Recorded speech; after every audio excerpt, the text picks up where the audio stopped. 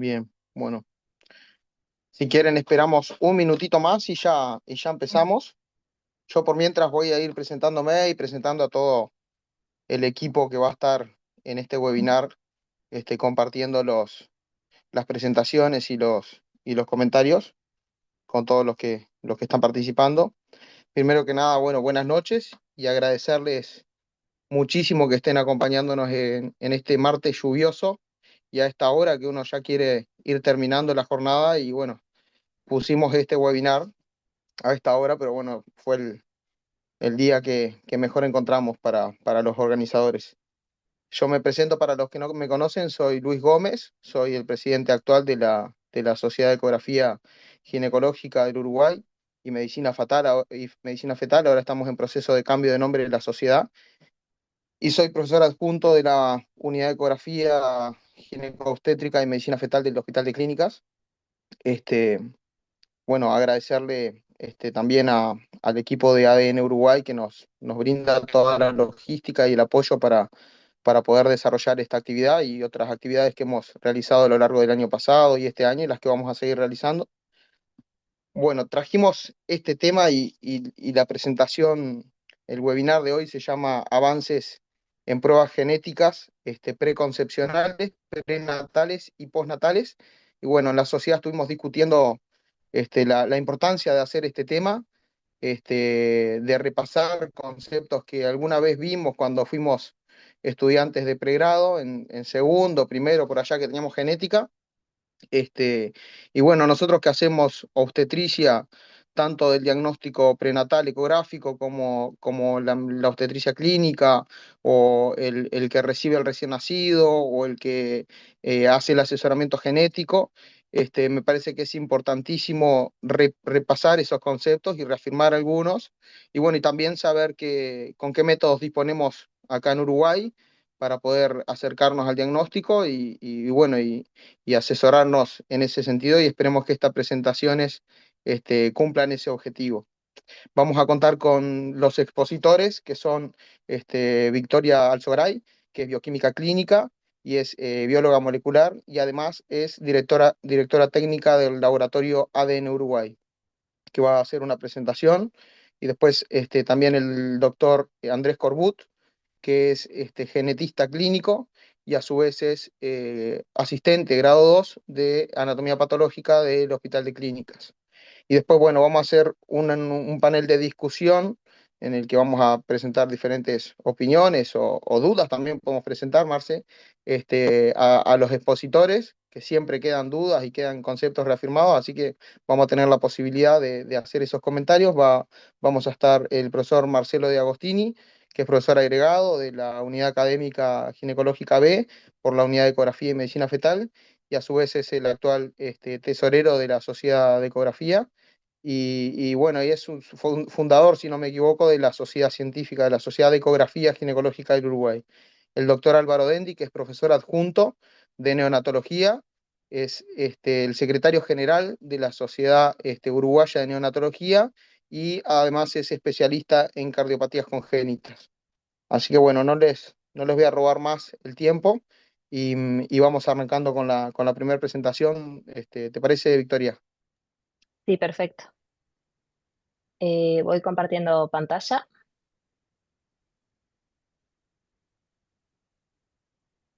Perfecto, yo me silencio.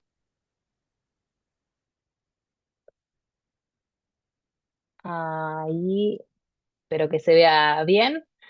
Eh, Buenas tardes. Bueno, gracias Luis Miguel por la presentación. Y bueno, quisiera agradecer a todos los participantes por unirse a este webinar y seguramente es también por el interés y la relevancia que tienen cada vez más estas pruebas genéticas en el área de oncología. Hoy yo voy a hablar sobre un tema que ha cambiado gradualmente, lo que es la práctica en la medicina reproductiva, que son los estudios genéticos preconcepcionales. Entonces, uno cuando piensa en genética reproductiva, solemos pensar en el test prenatal no invasivo o en las ecografías o en el diagnóstico prenatal invasivo, pero todas estas herramientas en realidad actúan cuando el embarazo ya comenzó y hoy voy a mostrar que existe una etapa anterior donde podemos identificar una pareja de alto riesgo reproductivo antes de que ocurra el embarazo y les podemos ofrecer distintas estrategias preventivas que hasta hace unos años eran impensables. Para entender un poco la importancia del tema, vale la pena empezar hablando de algunos números. Aproximadamente el 6% de los recién nacidos presenta algún defecto congénito. Esto representa 8 millones de niños cada año y los defectos congénitos son la quinta causa principal de muerte infantil global. En América Latina la situación es aún más importante porque los defectos congénitos representan el 21% de las muertes en menores de niños de 5 años. Es decir, no estamos hablando de enfermedades raras desde el punto de vista poblacional y son un importante problema en lo que es la salud pública. Cuando hablamos de efectos congénitos, solemos pensar inmediatamente en lo que es un síndrome de Down o en cardiopatías. Y la realidad es que sí, las cardiopatías congénitas siguen siendo los defectos congénitos más frecuentes y sabemos que aproximadamente un 20% tienen una causa genética identificable. Entonces, además de el enorme impacto humano sobre la familia, también hay un impacto sanitario y económico donde los costos asistenciales son muy superiores durante toda la infancia y por eso es que cada vez se habla más de lo que es el tema de prevención y menos de diagnóstico. Entonces, podemos pensar la prevención en tres momentos. Tenemos la prevención terciaria, que ocurre después del nacimiento, la secundaria, que ocurre durante el embarazo, por ecografías, por el test prenatal no invasivo o el diagnóstico prenatal invasivo, pero existe una prevención aún más temprano, que es la prevención primaria, y acá es donde entra el famoso panel de portadores. Entonces, ¿por qué estudiar antes del embarazo? Porque es el único momento donde la pareja puede evaluar de manera tranquila todas las diferentes alternativas. Las propias recomendaciones de la COG indican un tamizaje de portadores que debe ofrecerse antes de la concepción. Y es importante recalcar que nosotros hablamos de estimar el riesgo y no de garantizar un bebé sano, porque en realidad ninguna prueba genética va a eliminar completamente el riesgo reproductivo. Lo que hacemos es brindar información para una toma de decisiones informada. Y bueno, no todas las enfermedades genéticas son iguales. Solemos clasificarlas en tres grandes grupos: enfermedades cromosómicas, multifactoriales o las enfermedades monogénicas. Dentro de las enfermedades monogénicas también depende mucho el patrón de herencia. Por ejemplo, hay muchas miocardiopatías hereditarias que se ven en la práctica clínica, como la miocardiopatía hipertrófica o la miocardiopatía dilatada familiar, que son enfermedades autosómicas dominantes. En ese caso, una única variante patogénica es suficiente para desarrollar la enfermedad y cada hijo va a tener un riesgo del 50% de heredarla. Estas patologías requieren un enfoque diferente y un asesoramiento genético diferente al que vamos a hablar hoy. Hoy nos vamos a centrar en realidad en las enfermedades monogénicas autosómicas recesivas. En estas enfermedades los padres son, en la mayoría de los casos, personas sanas y el riesgo aparece cuando ambos son portadores de una variante patogénica en el mismo gen. Eso es lo que hace justamente un panel de portadores. Se enfoca en estas enfermedades autosómicas recesivas y algunas ligadas al X. Eh, y bueno, ¿por qué es tan importante? Porque muchas de estas enfermedades recesivas son graves, de inicio temprano, y bueno, es un riesgo reproductivo que se puede identificar antes del embarazo. Este es probablemente el concepto más importante de mi charla, que es entender que los portadores de enfermedades monogénicas recesivas, en general, son sanos. O sea, no, son pacientes que no presentan síntomas, no saben que son portadores y en general tampoco hay un antecedente familiar. Cuando ambos integrantes de la pareja son portadores de una variante patogénica en el mismo gen, cada embarazo tiene un riesgo de un 25% de probabilidad de estar afectado. Perdón, Victoria, se Sí. escucha como un poco entrecortado de rato. No sé si estás con wifi o con datos pero se escucha como medio Podría ser mi entrecortado el internet. número. Podría ser mi Yo pensé que internet. era el mío, pero vi que alguien comentó ahí que se escucha entrecortado. Ah, ok. Deme un segundo que cambiamos el internet.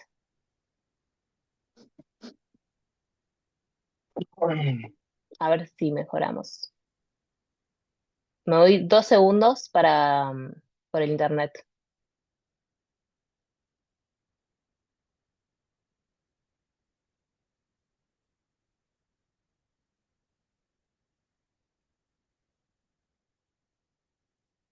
Ah, hola. ¿Se te escucha bien? Sí, ahí. ¿Ahí se me escucha bien? Sí, sí, Sí, se igual escucha tiene un bien. poco de delay, se ve. Sí. Probamos. ¿Probamos, quieren? Sí, sí, probamos. Dale. Bueno,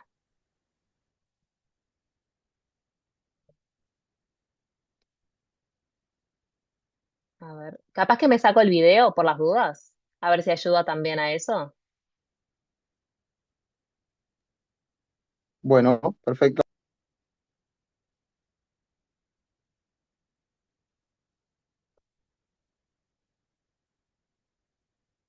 Ahí se me escucha.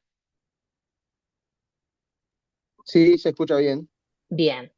Vuelvo entonces a decir toda esta diapo, por las dudas que no se me haya escuchado, que para mí es la más importante en realidad de mi charla. Las personas que son portadores de enfermedades monogénicas recesivas son personas generalmente sanas, o sea, son personas que no tienen síntomas, no saben que son portadores y en general tampoco hay antecedentes familiares.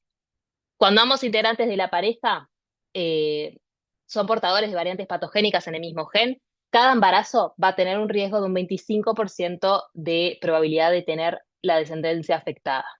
Por eso que muchas veces el primer hijo afectado es justamente el primero en revelar que la pareja es portadora. Sabemos que existen más de 9.000 enfermedades monogénicas conocidas y si bien cada una es poco frecuente, en el conjunto representan una causa importante de enfermedad pediátrica y en algunos países, por ejemplo como Canadá, representan hasta el 40% de las hospitalizaciones pediátricas. ¿Se me viene escuchando bien? Sí, Perfecto. sí, bastante mejor. Vamos sin la cámara entonces.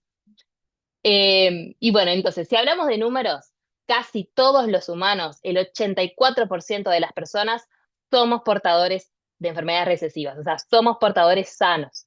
En un promedio, hablamos de que cada persona tiene entre 2 a 7 variantes genéticas recesivas. Y es importante porque las enfermedades recesivas no se pueden curar, pero sí se pueden prevenir. Y acá aparece una limitación importante de las herramientas que los médicos trabajan todos los días, porque muchas enfermedades monogénicas no se, no producen malformaciones estructurales, o sea, puede haber una ecografía totalmente normal, puede haber un test prenatal no invasivo en sangre materna que también es normal, el bebé, el niño recién nacido puede aparentarme ser sano y pueden pasar meses o años hasta que aparezca algún síntoma y por eso es que se habla de que son enfermedades invisibles durante el embarazo. La mejor oportunidad siempre va a ser detectarlas antes de la concepción. Entonces, ser portador de una variante causante de enfermedad no es terrible y lo terrible es ser portador sin saberlo.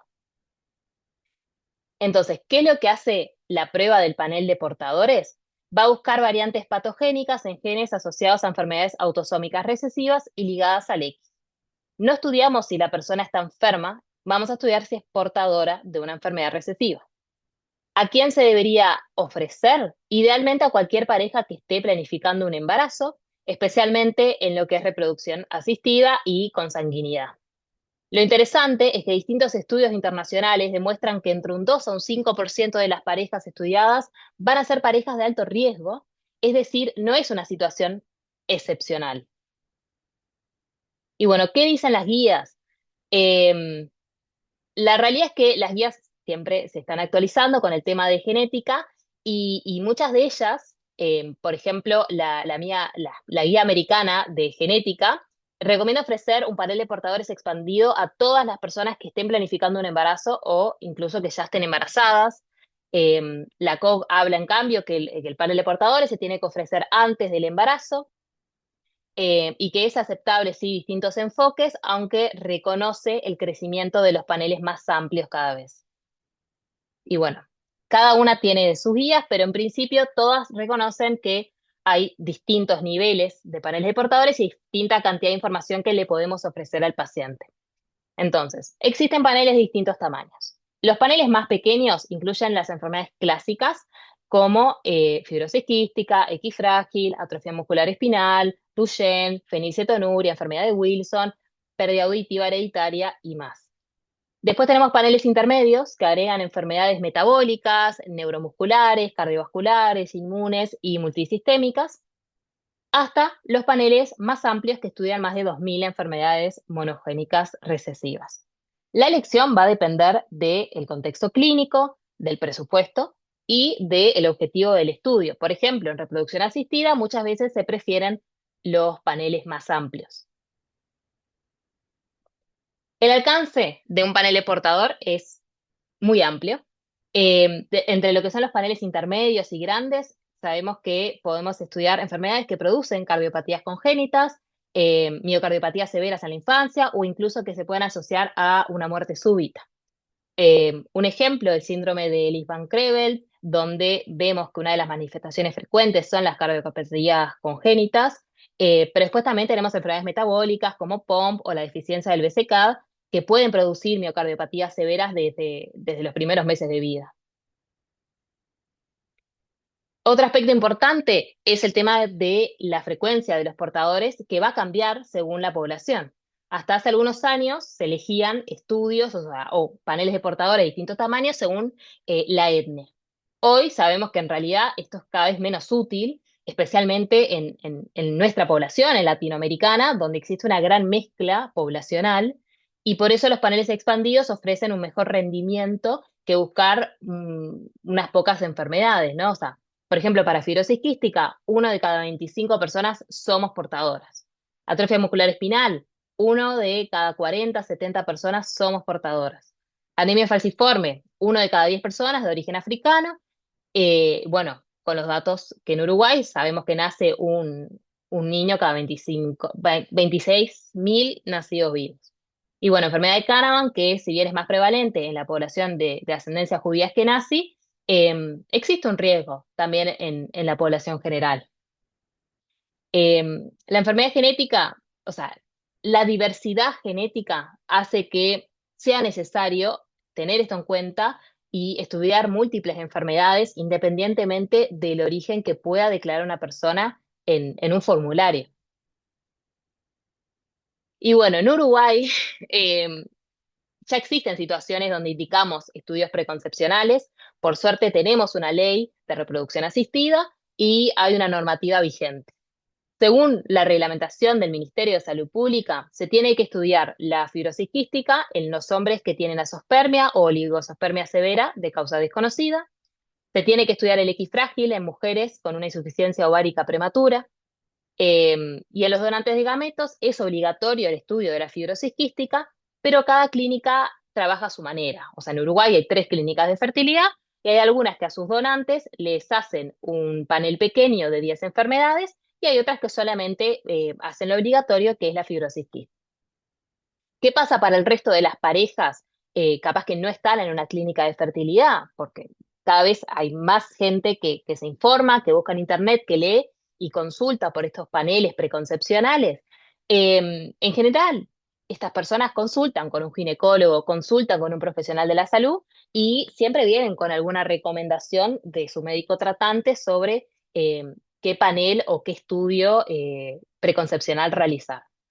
Es importante también saber que en Uruguay el Fondo Nacional de Recursos cubre por copagos el diagnóstico genético preimplantacional o PGT en las parejas de alto riesgo. ¿Qué significa? Tenemos una pareja que se hizo un panel de portadores, por ejemplo, ambos son portadores de enfermedad de Fabry y tienen aparte problemas de fertilidad. Ellos van a ir a una clínica de fertilidad y existe la posibilidad de hacer una prueba que se llama el PGTM para ver qué embriones están afectados. La idea es seleccionar a los embriones que no estén afectados por la enfermedad, transferirlos y lograr un embarazo sin riesgo. Para poder hacer eso a través del Fondo Nacional de Recursos, esa mutación tiene que estar previamente identificada en la pareja. ¿Cómo? Con un estudio genético. Y esa información es la que vamos a aportar con el panel de portadores. Esto, de todas maneras, no es sin costo, es mediante copagos, pero la realidad es que estas técnicas genéticas ya de diagnóstico genético preimplantacional tienen un costo elevado y bueno, aunque sea por suerte, existe la posibilidad de hacerlo a través de copagos, en ciertas condiciones, porque tampoco es tan fácil. Y bueno, me gustaría terminar un poco con esta idea, y es que muchas veces pensamos que el objetivo de hacer genética es hacer diagnóstico, y el verdadero objetivo que tendríamos que tener es prevenir enfermedades cuando sea posible. Y nosotros cuando identificamos una pareja de alto riesgo antes del embarazo, podemos ofrecerles distintas alternativas reproductivas, entre ellas fecundación in vitro con un PGTM para transferir embriones no afectados, y con la tecnología actual podemos cambiar completamente la historia de una familia. Y nada, a ver, la ecografía, el test prenatal no invasivo, el diagnóstico prenatal invasivo, todas esas son herramientas fundamentales en la práctica clínica, pero existe este grupo de enfermedades que no se pueden detectar por esas técnicas de manera adecuada.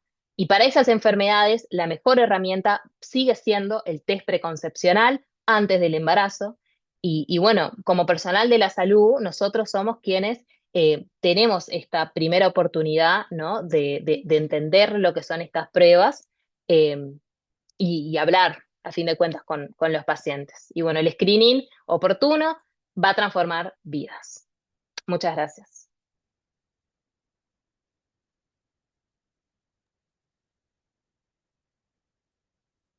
Excelente, Victoria.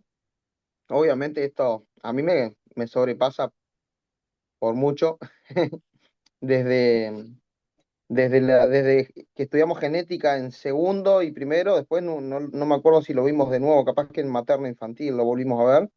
Y después la realidad es que a nosotros que hacemos ginecología y obstetricia, en la formación como especialistas, no recuerdo haber repasado el tema ni nada. O sea, entonces, es un debe muy grande que tenemos, a mi entender, los ginecobstetras.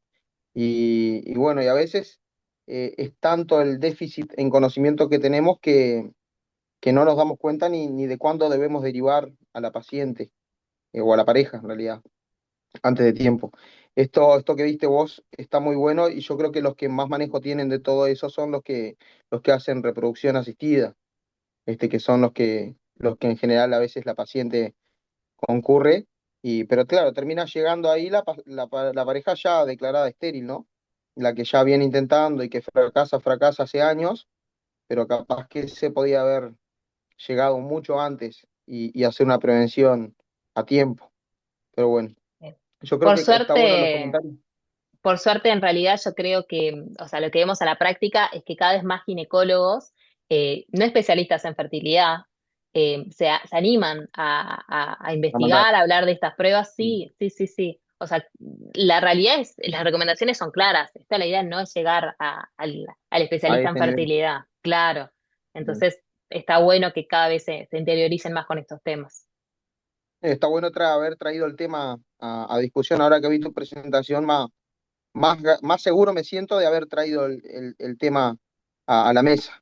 Seguimos con Andrés y después abrimos el panel de discusión. ¿Les parece? Perfecto. Andrés, ¿estás por ahí? Sí, Luismi, ya, ya pongo la presentación. Perfecto, yo ya me silencio. Arrancar nomás.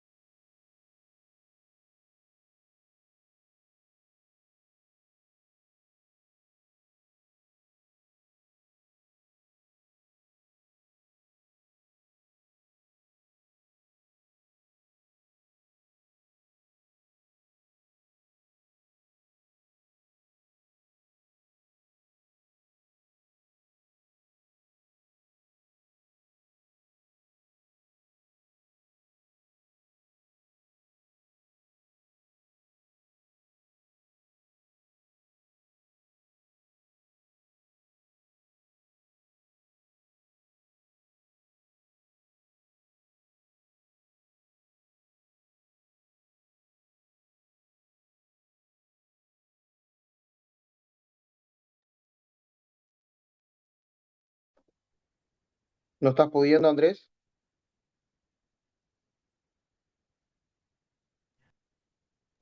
No, no estoy pudiendo. Para ahora sí, apareció. Ah, perfecto. Ahí va.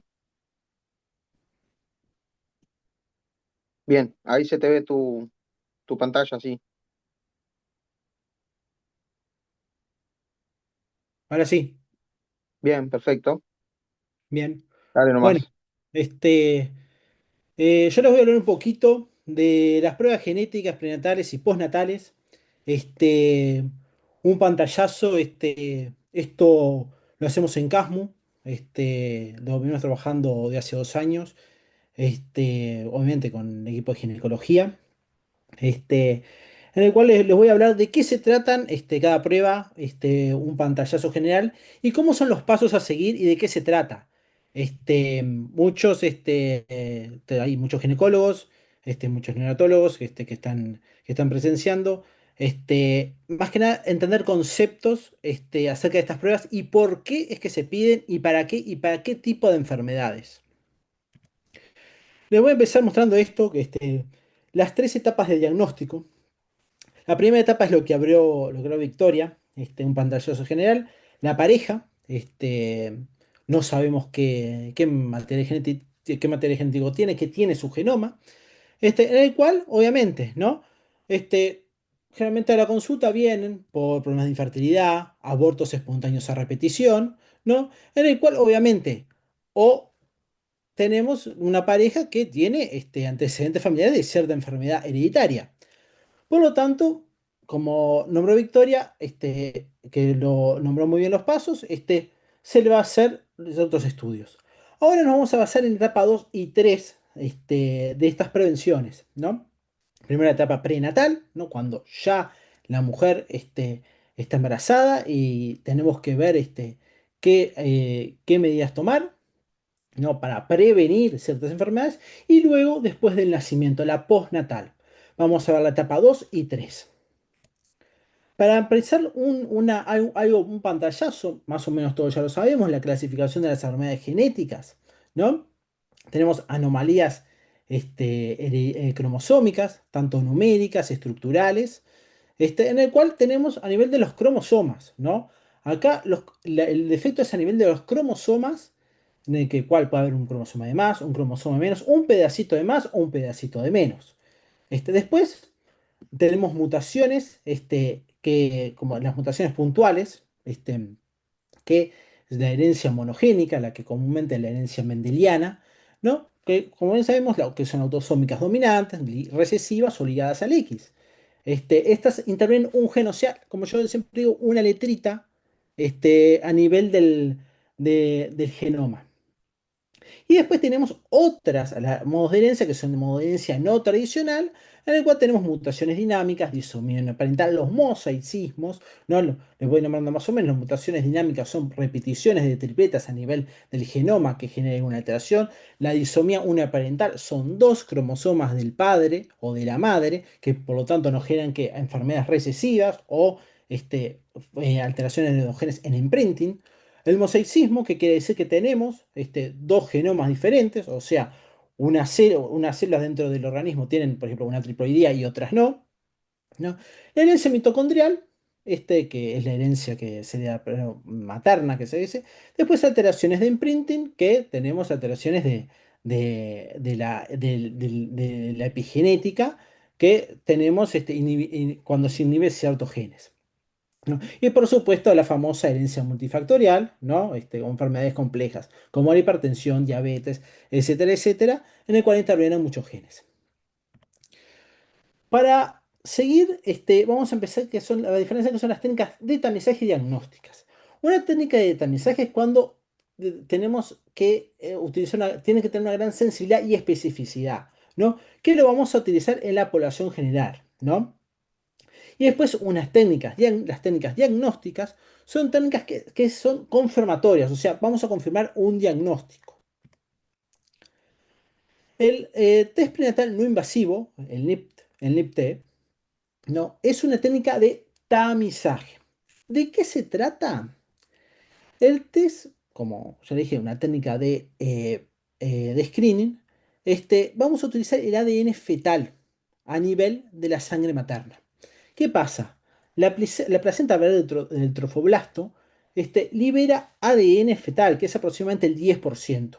Nosotros, a partir de la sangre materna, podemos agarrar ese ADN. ese ADN, que es aproximadamente el 10%, podemos ver y ¿qué hacemos? Una secuenciación de baja cobertura. ¿Qué significa? Utilizamos un NGS, pero no ese NGS que hacemos un montón de repeticiones, no. Hacemos de baja cobertura porque necesitamos comparar el ADN fetal del feto con el ADN de la madre. O sea, vamos a ver un número de cargas. Vamos a ver qué que si hay más cantidad de ADN de fetal o de menos con respecto a la madre, ¿no?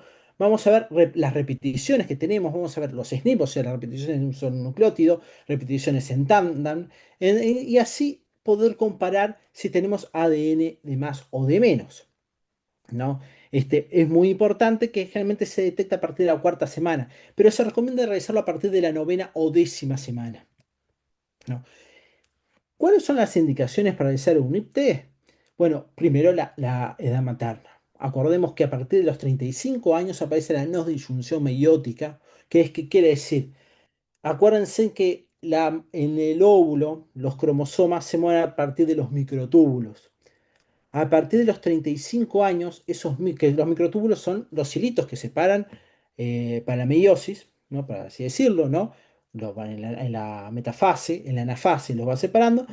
A partir de los 35 años, esos microtúbulos comienzan a fallar. Por lo tanto, en la etapa meiótica, a veces pueden ir un cromosoma para un lado, cuando se genera la anafase, va para un lado y de vez que para el otro. O sea, se despolariza la célula. Por lo tanto, cuando se genera la fecundación, va a haber un cromosoma de más o un cromosoma de menos, generando una alteración. Este, Después, como bien sabe Luis Miguel, las alteraciones ecográficas, ¿no? Son importantes, son una indicación, ¿no? El cribado bioquímico, la beta-HCG, la papa, ¿no? El SCORE-MOM, como bien saben los ginecólogos, los ecografistas, ¿no? Con estudios bioquímicos, ecografía. Y algo que siempre vienen a consulta, que son los abortos a repetición. Se recomienda justamente que al tercer aborto a repetición vengan a consulta. Yo comprendo muchos ginecólogos que muchas veces lo mandan a la segunda aborto por año seguido. Está bien, las guías siempre dicen a los tres. La segunda repetición, obviamente, no es bueno para la mujer que vuelva a pasar un tercer aborto. Y después, enfermedades genéticas en la familia. Siempre tenemos que tener en cuenta, con un buen interrogatorio, antecedentes familiares en que puedan tener antecedentes de alguna enfermedad. Acá les puse una tablita para que vean la sensibilidad y la especificidad que tiene el NIPT, ¿no? El NIPT tiene una gran especificidad y gran sensibilidad con esas comparaciones. Y bueno, ¿qué vamos a buscar? ¿No? Vamos a buscar, esto es lo que estoy mostrando, es lo que se empieza buscando, los principales mentes alteraciones que se buscan con el NIPT, ¿no? Entre ellas, acá vemos trisomía 13, ¿no? Miren que todas las repeticiones que se buscan, ¿no? O sea, todo el cromosoma 13, que es el síndrome de Patau, trisomía 21, síndrome de Down. Después tenemos 22, DiGeorge, X, Turner, Y, Klinefelter, 16, que es muy frecuente que sean abortos espontáneos, ¿no? 15, Angelman y Prader-Willi, ¿no? Entre otros, que se empezaron a buscar estas alteraciones numéricas. Hoy en día, también, ¿qué se hace? Un IT del genoma completo. Este, Se trata de buscar todo el genoma en muchas oportunidades. El problema es que cuando buscamos muchas veces el genoma completo, a buscar más información, tenemos más errores. Este, lo importante es que se analicen, en este caso se analizan todos los cromosomas, ¿no? Generalmente cuando se buscan cuando son hallazgos mayores o iguales a 7 megabases. Y también para microdeleciones o microduplicaciones que son relevantes. Eso es lo que se busca en el NIPT. Algunas dificultades diagnósticas. El mosaicismo placentario, ¿no? a veces tenemos dos genomas diferentes. Como ya dije, ¿se acuerdan que el mosaicismo, como les dije, son dos genomas diferentes? Si tenemos dos genomas diferentes, ahí podemos tener algún error en el LIPT, la disomía uniparental. La disomía parental es, como se acuerdan que les dije, dos cromosomas del mismo padre. También, si tenemos un cromosoma de más en un padre, nos pueden dar algunas alteraciones en los resultados. Este, algunas consideraciones generales. Esto es muy útil para las trisomías clásicas, la 21, la 13 y 18, o sea, Down, Patau y Edwards. Las microdeleciones y microduplicaciones son aceptables. No se buscan a veces en todo el genoma porque, como yo le digo, a veces buscar muchas microdeleciones y microduplicaciones pueden generar errores, y en el cual podemos comunicarle a la paciente algo falso, que podemos tener complicaciones, pero son aceptables, como yo siempre les digo a los ginecólogos, son aceptables, y hay que tener cierto cuidado. Igual, las microlesiones y las microduplicaciones más frecuentes, no hay problema, son aceptables para poder estudiarlas. Y las mutaciones puntuales hay que tener mucho cuidado con estas técnicas porque también nos pueden dar algunos falsos negativos o falsos positivos porque estamos viendo a nivel de pequeños nucleótidos. Obviamente, si tenemos una familia que tiene, imagínense, judíos askenazí, que tienen antecedentes de enfermedades hereditarias, errores en el metabolismo, ¿no? Consanguinidad, obviamente podemos hacer un panel buscando mutaciones puntuales. Pero una población general hay que tener mucho cuidado. Es como yo les digo, es un riesgo que a veces se tiene que tomar. Esto para recordar, para tener un concepto.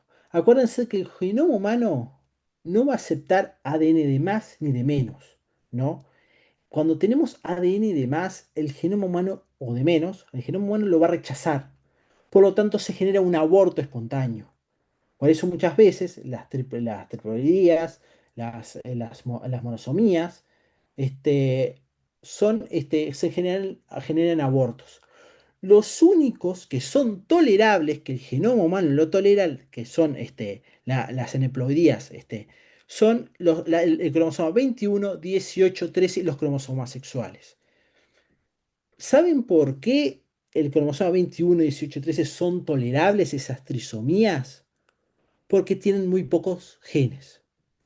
Al tener, por ejemplo, el cromosoma 21 tiene muy poca carga génica. Al tener una poca carga génica, pueden pasar desapercibidos por el genoma. Por lo tanto, no se genera aborto. La trisomía 18, ahora les voy a poner las imágenes, y 13, ¿no? Edwards y Patau, tienen un poco más de genes y se generan otras alteraciones más. Y bueno, y los cromosomas sexuales, como siempre en genética, tienen un capítulo aparte, ¿no? Que no quiero entrar tanto en detalle, que hacen que generen ciertos síndromes, y no se generen abortos. Obviamente, cuando son las trisomías o monosomías parciales, son toleradas, pero pueden generar síndromes genéticos, que es lo que vamos a ver ahora, ¿no? Y por lo tanto, si tenemos un test positivo o alterado, debemos de confirmar con la punción de vellosidades coriales que se hace de las 11 a las 13 semanas, una amniocentesis que de la semana 16 a la 20. Acá se va a realizar para confirmar un cariotipo o un CGH-array. Importante, ahora les voy a decir, un cariotipo, ¿no? Acuérdense que el cariotipo vemos lo macro, ¿no? Lo topográfico de los cromosomas, en el cual podemos ver si hay alteraciones numéricas o algunas alteraciones estructurales, a una translocación, a una inversión, pero tiene una cobertura de 5 a 10 megabases. No vamos a ver más de eso. Por ejemplo, una microdelección con el cariotipo no lo vamos a ver. Obviamente, capaz que a veces es técnico dependiente que podemos llegar a ver alguna microdelección, pero generalmente no van a ir más allá de menos de 10 a 5 megabases, ¿no? Vamos a ver, como yo digo, lo topográfico. Un número de más, un pedazo más, una translocación de más, una translocación robertsoniana, pero no vamos a ver pequeñas pérdidas de los cromosomas, ¿no? Ejemplos de estos, ¿no? Trisomía 21, bien sabemos, síndrome de Down, la cara plana, ¿no? Cuello corto, cardiopatías, pliegue único, ¿no? Ya les vuelvo a repetir, cromosoma 21, menos cantidad génica. Trisomía 18, síndrome de Edwards, más carga génica, ¿no? Tiene más afectación cardíaca y mayor mortalidad en los primeros meses. Este, eh, Microcefalia, el pie mecedora, los dedos sobremontados, cardiopatías congénitas. Y el síndrome de Patau, que se dice que el síndrome de la trisomía 13, hay artículos que dicen que este es uno de las trisomías, que dicen que es más frecuente que la trisomía 18, pero muchos se ven en abortos. La carga génica aumenta en el cromosoma 13. Eh, y acá vemos los niños malformados, ¿no? Labio de paladar leporino, cardiopatías, microcefalia y muchos, como ya les digo, muchos generan abortos. Síndrome de Turner, 45X, generalmente es en las mujeres, que es una enfermedad que, como ya saben, la mujer es estéril y en los niños se ve, en las niñas, perdón, mejor, se ve cuello corto, característico. Generalmente en el nacimiento se ve, y Luis Miguel, Marcelo, sabe muy bien que el hidroma quístico se ve en la ecografía, característico, ¿no? Acá es muy característico también, como ya digo, cuello corto que se ve, cuando nace se ve como una membrana, que muchos lo describen. Y el síndrome de Klinefelter, ¿no? También característico, perdón, es característico en hombres, ¿no? Son hombres altos, con una envergadura grande, ¿no? Es que provocan una esterilidad. Acá les puse un ejemplo de un feto, de una triploidía, ¿no? O sea, tenemos 69 cromosomas, 3 juegos de cromosomas, en el cual obviamente tenemos material genético de más y ¿qué pasa? El genoma humano lo rechaza y genera el aborto. Y generalmente las triploidías muchas veces, en muchas triploidías, les puse esta de ejemplo, pero muchas dan algo similar, que dan alteraciones cardíacas, que son incompatibles con la vida, ¿no? Y generalmente la placenta dan esas vesículas, que es tipo una mola, una placenta moliforme que se llama, ¿no? Que dan molas, que son muy características, ¿no? Bien, por ese lado vimos los cromosomas desde el punto de vista topográfico. Ahora, como yo le digo, no podemos ver las pequeñas microediciones o microduplicaciones del ADN. Para eso vamos a utilizar el CGH Array, en el cual vamos a utilizar, podemos ver los microediciones y microduplicaciones del genoma. Por lo tanto, ¿qué hacemos? Utilizamos en rasgos generales, utilizamos el ADN del paciente que lo marcamos en verde y un ADN control en rojo. Los hibridamos, por eso es hibridación, el CGH es hibridación genómica comparativa, en el cual obviamente si hibridan los dos y de amarillo va a ser normal. Si tenemos más del control, va a ser, o sea, color rojo, que vamos a tener que una detección, porque quiere decir que el paciente le falta. Y si nos da verde, quiere decir que tenemos más ADN en el paciente que el control, por lo tanto tenemos una microduplicación. Y ahí tenemos algunos síndromes que les quería nombrar, que generalmente tenemos ciertas características que vemos los genetistas, más que nada a nivel postnatal, ¿no? Pero, como ya les digo, muchas veces con el NIPT se puede diagnosticar de antemano y después, justamente con el CGH confirmatorio, a ver, por medio de las funciones vellosidades coriales, lo podemos confirmar. Unos casos de ellos es el cri du chat, que es una enfermedad, por encima de rasgos, que da maullido de gato, una alteración respiratoria, perdón, una malformación a nivel externo que da a los niños un chillido, se acompaña o con otras discapacidades, ¿no? El síndrome de George, característico, enfermedades cardíacas, ¿no? El Mieller-Diecker, que da una microcefalia, ¿no? Con un retardo global del desarrollo, ¿no? Síndrome de Angelman y Prader-Willi, que comparten los mismos genes, pero por metilación dan diferentes síntomas. El síndrome de Angelman es una discapacidad intelectual severa, que no hablan, fascinación por el agua, ¿no? El Prader-Willi, generalmente dan un nivel del hipotálamo que hacen que coman y coman y coman y engorden, y también unos retardos del desarrollo. El síndrome de Williams me quería detener un poquito, que es muy característico a nivel del cromosoma 7, que es una microdeleción y es muchas veces muy frecuente, que dan esa cara de duende que describen y generan una discapacidad intelectual. Uno de los diagnósticos diferenciales, como muchas veces les digo a los neonatólogos, es el kabuki, ¿no? Que es muy característico. Wall-Cristoff, una microdeleción del cromosoma 4, que da alteraciones cardíacas. Y esto es lo que le quiere decir que esto lo podemos buscar a nivel del NIPT. La mayoría de estas alteraciones se pueden encontrar a partir del ADN fetal y con una confirmación, obviamente, con punciones.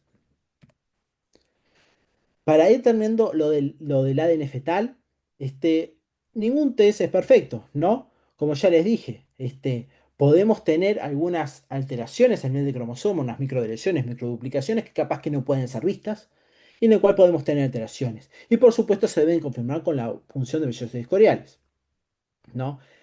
Tenemos que tener cuidado también cuando tenemos un índice, un índice de masa corporal aumentado en madres y en el lupus, que también nos pueden dar alteraciones. Les vuelvo a repetir el mosaicismo placentario, que nos pueden dar falsos positivos, falsos negativos. El embarazo gemelar, que también podemos tener problemas porque tenemos mayor cantidad de N. Por como les quería decir que el testeo de células libres de ADN fetal no reemplaza por ahora, ¿no? El diagnóstico con las vellosidades coriales en amniocentesis. Siempre tenemos que tener, como les dije, el ADN fetal es de tamizaje. La biopsia de vellosidades coriales en amniocentesis es confirmatorio. Por ahora, pensamos que capaz que en un futuro no va a ser necesario. Este, Obviamente, un paciente con resultados positivos, siempre tiene que ir a consejería genética, siempre tiene que pasar por un genetista para evaluar tanto el test que se hizo como posibles alteraciones que se hayan hecho, ¿no? Y acuérdense que un test de resultado negativo no asegura un embarazo sin riesgos. Pueden tener otros riesgos o pueden haber otras alteraciones que capaz que el test no lo detecte. Este, como muchas veces está bueno decirle a los pacientes que esto cuando lo promocionamos, ¿no? Que no terminan de efectos del tubo neural o de efectos de la pared abdominal, como el abdomen en pasa. Bien, eso es a nivel prenatal. Ahora vamos al diagnóstico postnatal, o sea, ya el niño nació.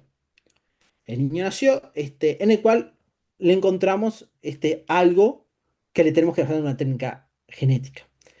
Y entonces vamos a empezar. ¿Qué consideraciones necesitamos para explorar el genoma humano? Para mandar una técnica para estudiar el genoma, ¿no? Como médicos, ¿no? Por supuesto, una historia familiar, una enfermedad genética familiar, una consanguinidad, una edad paterna avanzada, porque una edad paterna avanzada a partir de los 55 años aumentan las mutaciones de novo, y después procede con la historia clínica y el examen físico, ¿no? Un buen interrogatorio para buscar un retardo global de desarrollo, discapacidad intelectual y alteraciones de error innata del metabolismo. Y me detengo acá para decirles que son las dismorfias mayores, con definiciones, ¿no? Que las dismorfias mayores son que presentan una importancia médica funcional, ¿no? O estética. Por ejemplo, como siempre digo, una cardiopatía congénita, un labio paladar hendido, ¿no? Agenesia renal, que son, que realmente dan a una alteración médica, ¿no? O sea, que pueden correr a lo mejor el riesgo de vida o la estética del paciente. Y las dismorfias menores, como yo siempre digo, todos tenemos alguna dismorfia menor, que tienen escasa o nula de repercusión funcional. Por ejemplo, la implantación baja de las orejas, el epicanto, el hiperterorismo, la clinodactilia, pliegue palmar único, la microrectognatia, entre otras, o sea, no generan una alteración funcional. Yo, como les vuelvo a repetir, yo creo que si nos podemos saber todos, siempre uno de nosotros tenemos alguna dismorfia menor. Algunos ejemplos, ¿no? Tenemos acá una simetría facial, ¿no?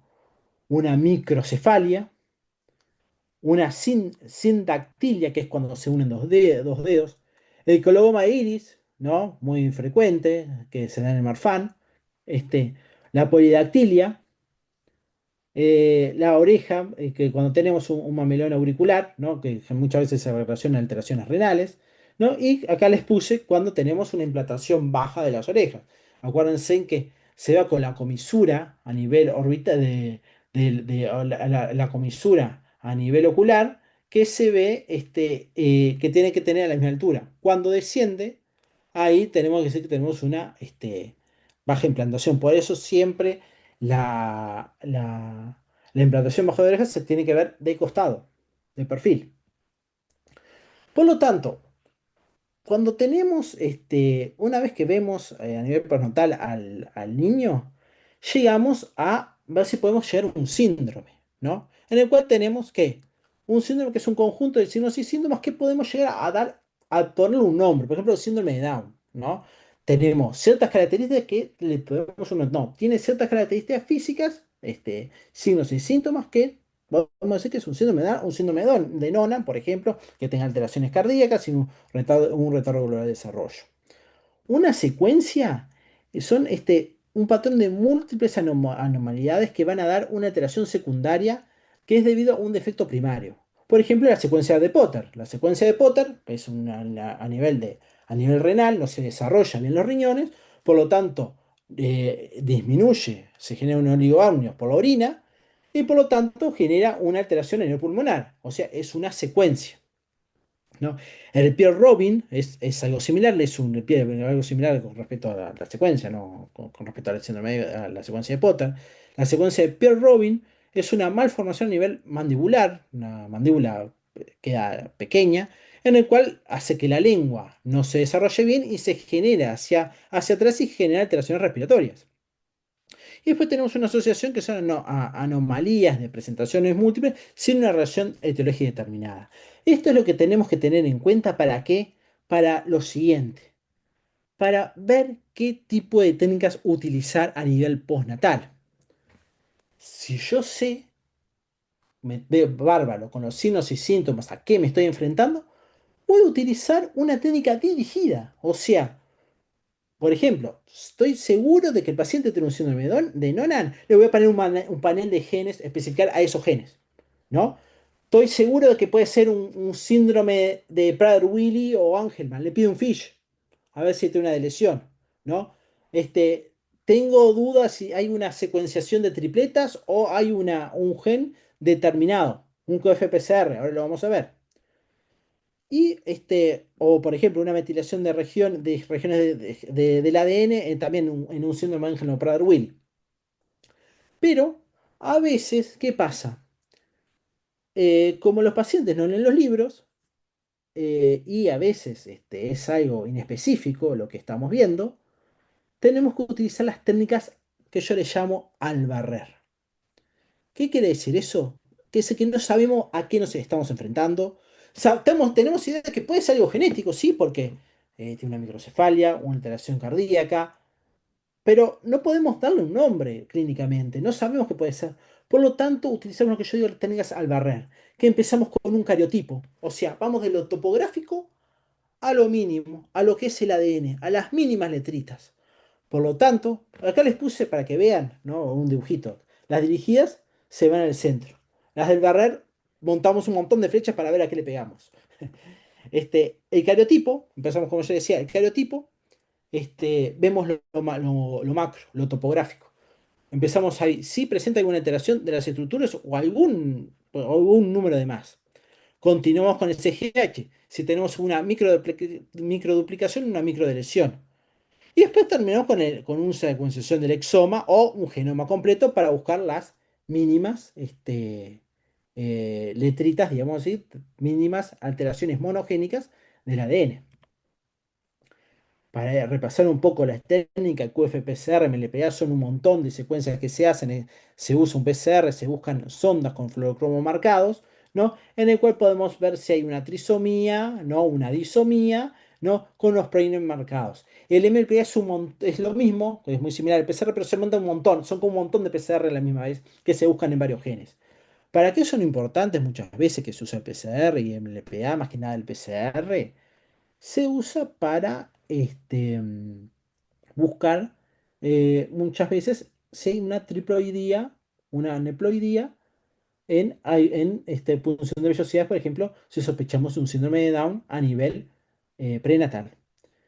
A nivel postnatal, lo utilizamos también para si queremos ir a buscar algún gen específico. Acá les puse la utilidad, lo bueno que tiene es que son rápidos, entre 24 a 72 horas, no te necesita cultivo. Detecta principalmente estas aneuploidías. Sí, se detecta principalmente en la aminocentesis y en las funciones de vellosidades corneales. No lo usamos o es poco frecuente en el fetal. En el fetal, acuérdense que usamos el NGS.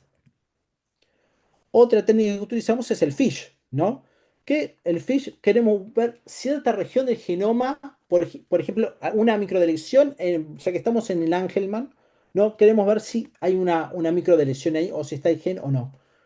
Marcamos con el centrómero, generalmente se marca, en este caso está marcado con rojo, el cromosoma que queremos estudiar, y ahí marcamos una sonda a ver si se está marcando.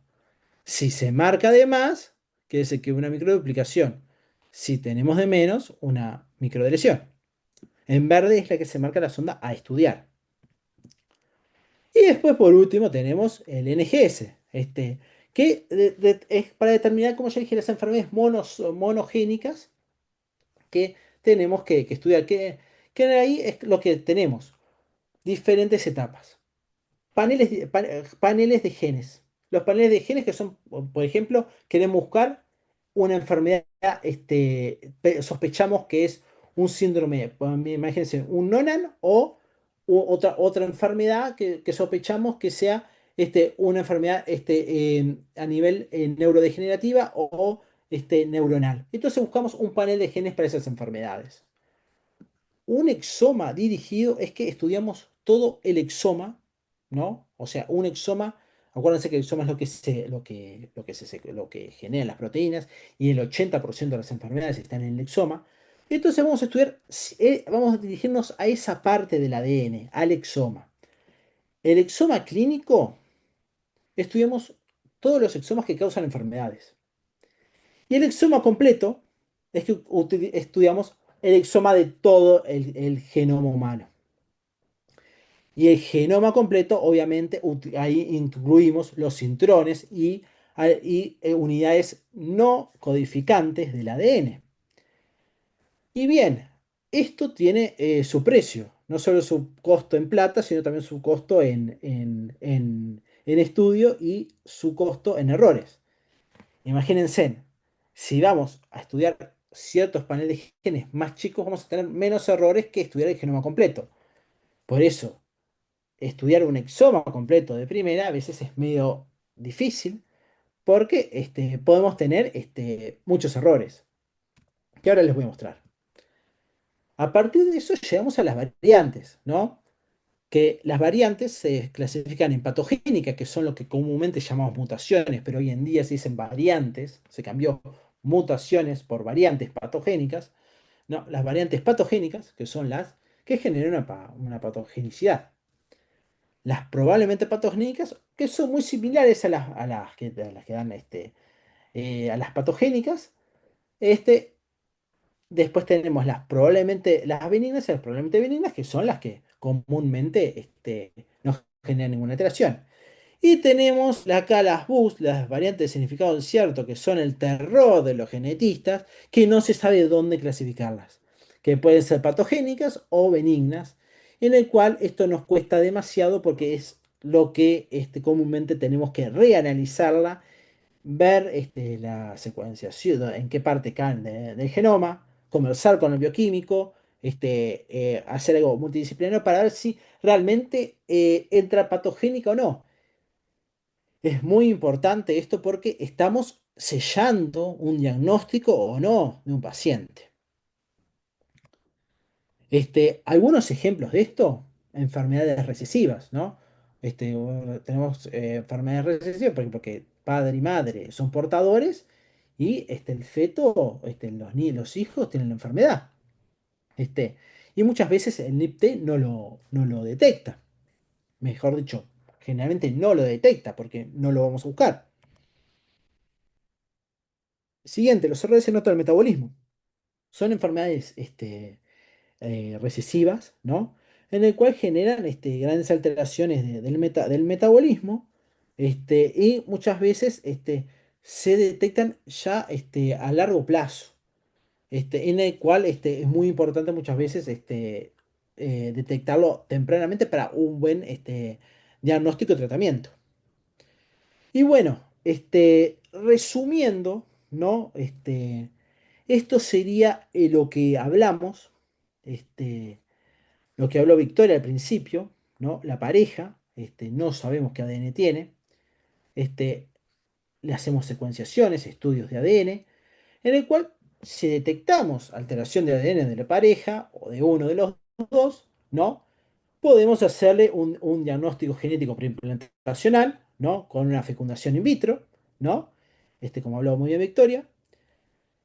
Después tenemos la segunda parte, ¿no? Que tenemos em, ya en el embarazo, ¿no? Y tenemos el NIF para poder hacer este diagnóstico prenatal, como lo dijimos.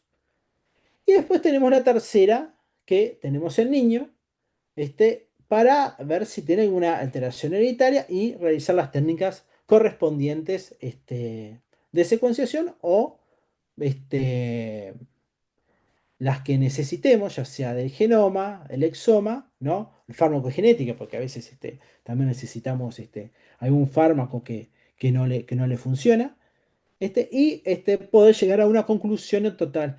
Por lo tanto, acá podemos ver los tres pasos y cada una de las técnicas que utilizamos para poder generar una prevención, ya sea de antes de una enfermedad o si ya en el nacimiento la presenta, poder tener un mejor tratamiento de antemano. Y bueno, y esta fue mi última presentación. Luis Miguel, si tiene alguna duda.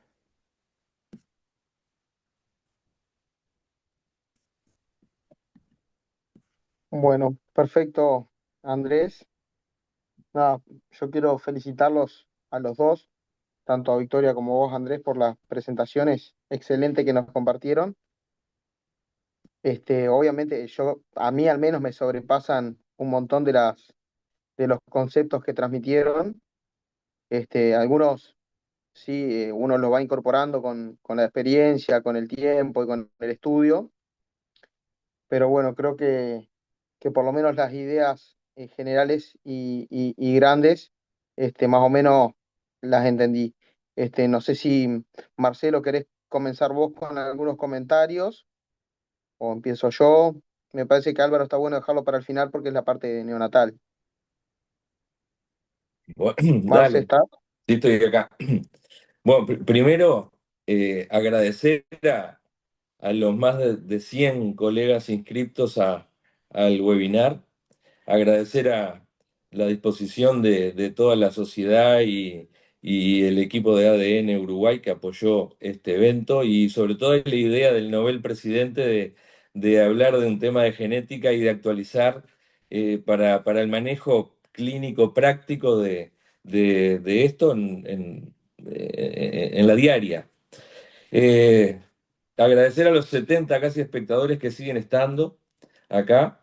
Y en primer lugar, decir simplemente que de acuerdo a lo que Victoria habló al principio, tenemos que cambiar la cabeza y así como indicamos ácido fólico para prevenir los defectos del tubo neural, etcétera, tenemos que indicar a la pareja antes de embarazarse o un asesoramiento con un genetista o un panel básico preconcepcional.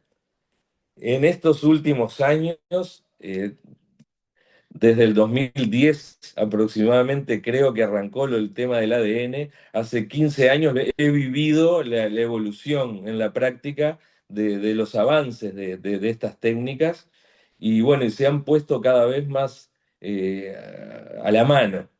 Obviamente que hay que barajar siempre la clínica, las necesidades, los costos, ni que hablar, no generar en las parejas la necesidad extrema para que salgan a embargarse a hacer un panel preconcepcional, sino que hay que asesorarlos bien. Y, y- y bueno, o sea que ácido fólico y el genetista.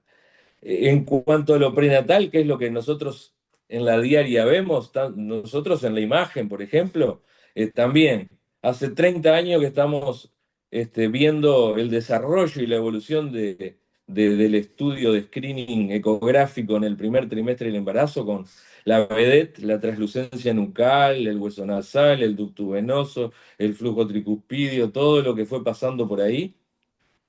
Sin duda sí, y me quedo con la frase del doctor Andrés Corbut: ningún test es perfecto. Me gustó esa frase y, y, y bueno, y saber transmitir a las pacientes que estamos haciendo un screening y que estamos haciendo un screening, no un diagnóstico, que todavía a pesar de los 30 años que hacemos translucencia nucal y los 15 que estamos haciendo ADN, todavía se sigue confundiendo eso y muchas veces genera dudas, confusión y rispideces en el equipo médico que no ayuda. Obviamente la confirmación siempre por ahora, como dijo Andrés, seguramente más adelante no tendrá que ser invasivo, porque a eso tiende, y todavía hoy por hoy en nuestro medio tenemos que confirmarlo mediante el estudio invasivo, biopsia de vellosidad corial o amniocentesis. Y bueno, los datos, una vez que tenemos al recién nacido, ahí todos el bagaje de exámenes dirigidos y no dirigidos, pero sobre todo, como muy bien lo explicó Andrés, está bueno conocerlo para poder también asesorar. No se olviden que nosotros durante el embarazo son 9 meses, casi un año que estamos en contacto con esa pareja y muchas veces ellos piden en nosotros un asesoramiento, una idea. Entonces tenemos que saber, ese feto para nosotros se transformó en recién nacido y bueno, y cuáles son las posibilidades de estudio para llegar a una conclusión. Así que felicitaciones Andrés, Victoria, la verdad excelente. Muchas gracias. El doctor Dendi, ahora vamos a escuchar al doctor Álvaro Dendi también, pero muy buena la idea, Luis Miguel, de este webinar, así que brillante. Y lo otro que viene saliendo bárbaro, porque la idea era cortito, en una hora liquidarlo. Excelente. Bien, yo más o menos las ideas que me llevo es que tenemos que tener un umbral bajo para derivar al genetista. Yo veo a veces paciente que le hago la ecografía y le ves algo mal o algo, algún marcador blando de alteración genética, ves algo ahí que te llama la atención y se sugiere valoración por genetista y vuelve después de nuevo el control y no fue. Y bueno, yo creo que yo tengo la percepción de que usamos poco al genetista. Y no sé si es por desconocimiento o porque hay poco genetista, no entiendo por qué, pero creo que hay que tener un umbral bajo para que la pareja tenga una consulta con el genetista, tanto en la etapa preconcepcional y en la prenatal, estoy seguro, porque es a lo que me dedico, y me parece que hay que tener un umbral cada vez más bajo, y son los mejores para asesorar a las pacientes, ¿no? A nosotros los ginecólogos nos falta mucha información para poder asesorarlos bien. Después, en relación al método de screening, de alteraciones genéticas y sobre todo para las trisomías 13, 18, 21, que son las más frecuentes, que como mencionó Andrés. Creo que hoy en día tenemos que tener claro que hay dos métodos de screening.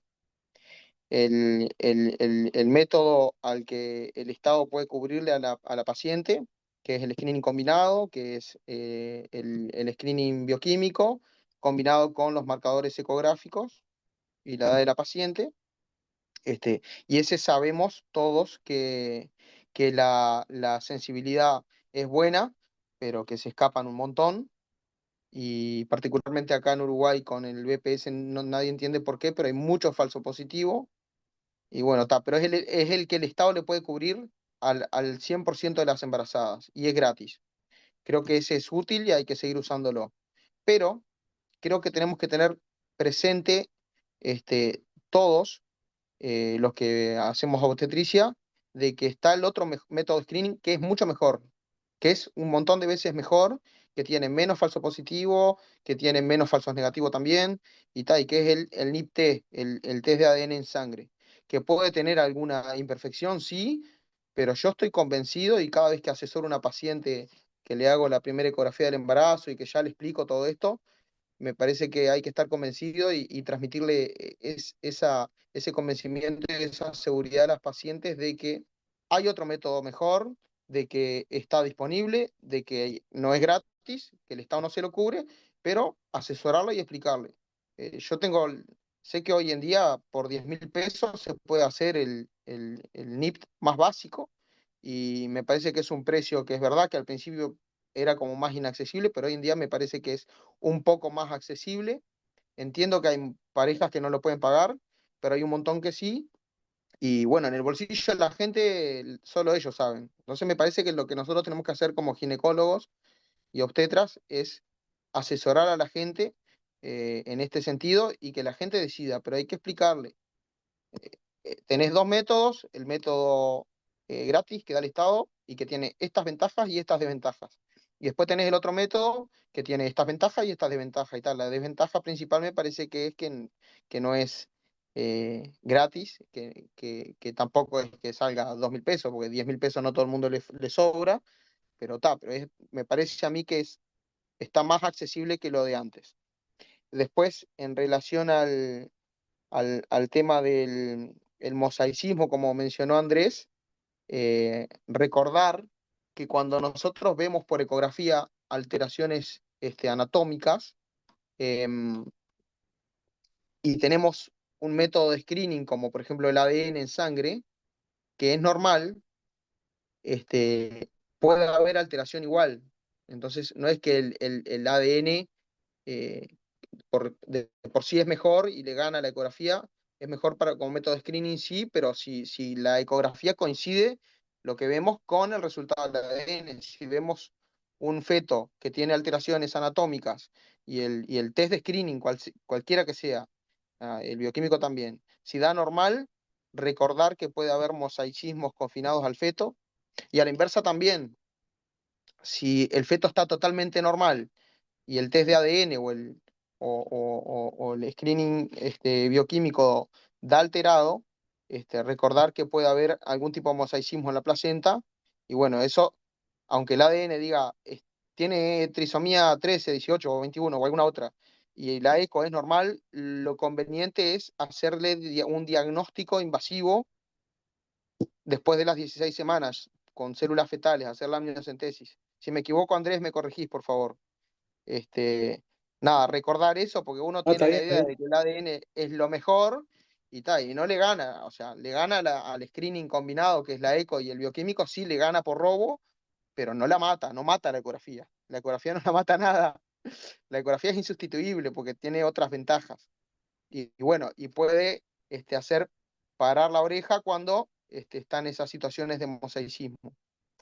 Después, en relación a los métodos diagnósticos que contamos y que mencionaron los chiquilines ahí muy bien.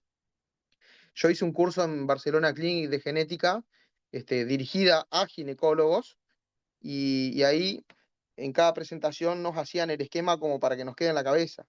y nos mostraban, decían, lo primero que hacemos acá en el Barcelona Clinic es, si vemos, tiene un screening combinado de alto riesgo o de riesgo intermedio, de alto riesgo, perdón, o la ATN de más de 3,5, le hacen la punción y lo primero que hacen es el QFPCR como para ir a descartar o confirmar ya si tiene trisomía 13, 18 o 21. Entonces, si daba trisomía 21, ya está, se quedan ahí, no avanzan en el diagnóstico. Ahora, si da normal eso, ellos ya saltaban al array o al cariotipo, dependiendo de la accesibilidad, porque obviamente acá en Uruguay a nosotros el cariotipo está cubierto, pero el array no, tengo entendido que el array se lo tiene que pagar la paciente. Y después si da normal, el exoma y después el genoma. A mí me quedó ese esquema mental. Y entiendo que hay métodos que son gratis y que la paciente no tiene que pagarse, pero el array, Andrés, corregime si me equivoco, se lo tiene que pagar la paciente o no necesariamente. Se lo paga la paciente, sí. Pero Solo siempre el eso, cariotipo se paga, pero la raíz siempre se lo paga a la paciente. porque a nosotros desde el BPS, no Marcé, nos dijeron que si la paciente se hace en el BPS el screening combinado y el screening todo, si da mal, después la secuencia de exámenes que se le va a pedir se lo paga el BPS. Yo no he tenido pacientes como para confirmar eso, pero yo tengo entendido que muchas veces no se avanza en el diagnóstico y es porque obviamente la paciente le dicen tenés que pagártelo. Pero no sé vos que estás tenés más contacto con las pacientes así en esas situaciones, ¿cuál es tu percepción? No, está correcto lo que vos decís. El EPS lo Bien, paga. El problema que tenemos bien. es que ¿a qué paciente le paga el EPS? Ah, la que Este, se hizo solo el screen combinado, bien. el bioquímico. Excelente. Lo que pasa es que tenemos una carga demasiada de ese paciente, ¿no? Que el DPS no lo abarca. No, ojo, no solo pasa a nivel de embarazada, pasa a nivel de De todo. niños. De todos, sí. Este, con la experiencia que teníamos nosotros en CASMU, tanto neonatólogos como neuropediatras, ginecólogos, hubo un año, me acuerdo, en el 2024, nos estaba funcionando excelentemente. 2025 y este año empezaron, o sea, eran como más bien como yo decía, administrativo dependiente. Depende a que el horario que iban era que le hacían o no, que esto, que lo otro. Mayor parte de las veces, Luis Miguel, se lo terminan pagando. Porque Sí, dicen, lo pagamos porque queremos. Y está bien, yo siempre les digo, si lo pagás, como todo lo que pagues, lo vas está a tener más seguro. rápido. Y sí, No, lo vas a tener más seguro. inevitable. Y Sí. muchas parejas dicen, no, no, no, doctor, mire que nosotros lo pagamos, no tenemos problema. Excelente. Obviamente, como yo siempre digo, no me quiero meter en el bolsillo de nadie, Ujú. pero te digo, por un tema, digamos, administrativo, lo terminan pagando. Sí, sí. Bueno, si nadie más quiere comentar nada, me parece que ya comenté lo que quería transmitir y Andrés me sacaste bien la duda. Queremos escuchar a Álvaro Dendi, que es profesor adjunto de neonatología y especialista en cardiopatías congénitas. Álvaro, ¿estás por ahí? Sí, estoy acá, buenas noches. Disculpen que no tengo encendida la cámara, pero bueno, el caos familiar a esta hora no me lo permite. Voy a tratar de transmitir algunos conceptos que tengo anotado de lo que han ido transmitiendo.